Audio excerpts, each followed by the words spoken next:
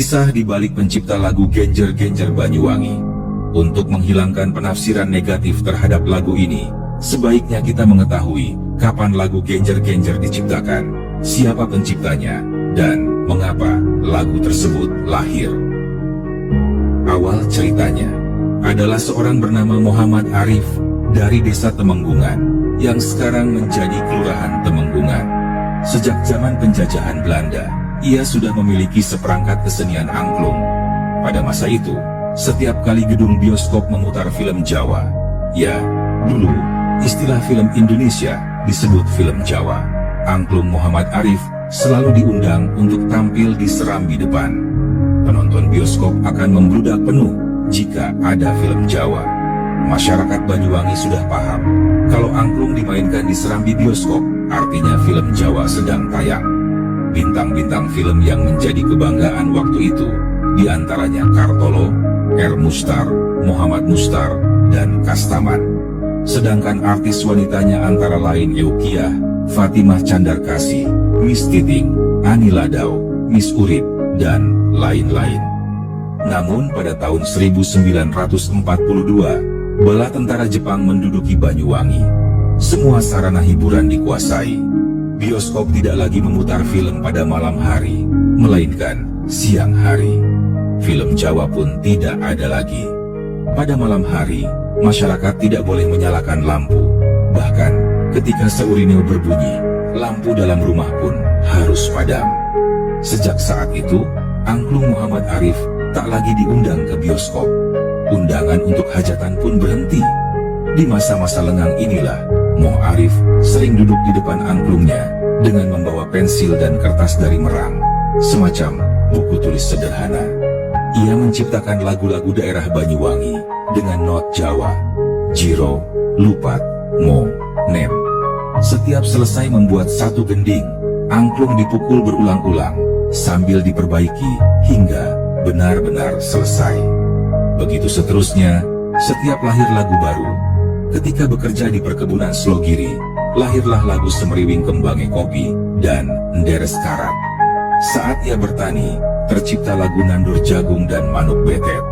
Semua lagu itu lahir dari keseharian. Bahkan, ketika tanaman jagungnya dirusak burung betet, ia jadikan inspirasi lagu.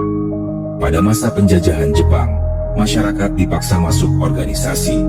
Kaum priayi rumah tangga harus masuk Kaibodan. Pemuda diwajibkan masuk Seinendan, sedangkan kaum wanita harus masuk Fujinkai. Setiap hari Jumat, Fujinkai diwajibkan turun ke sawah untuk kerja bakti, yang disebut Kenrohoshi. Mereka mencabuti rumput dan daun genjer yang tumbuh di sela-sela padi, agar tanaman padi subur. Namun ironisnya, ketika panen tiba, seluruh padi diambil Jepang. Sementara, petaninya sendiri dipaksa makan jagung. Istri Moh Arif, bernama Sayuti, juga masuk Fujinkai. Ia ikut kerja bakti, mencabuti daun genjer. Setelah selesai, Sayuti pulang membawa seikat daun genjer.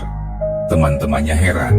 Mereka bertanya, untuk apa membawa pulang daun genjer yang dianggap makanan babi? Sayuti menjawab, daun genjer enak kalau dimasak sayur. Sampai di rumah, suaminya pun bertanya, untuk apa makanan babi itu dibawa pulang? Sayuti kembali menjawab, ini enak untuk sayur. Perlu diketahui, istri Muhammad Arif bukan orang asli Banyuwangi. Di keluarga Sayuti, sayur genjer sudah biasa dimakan.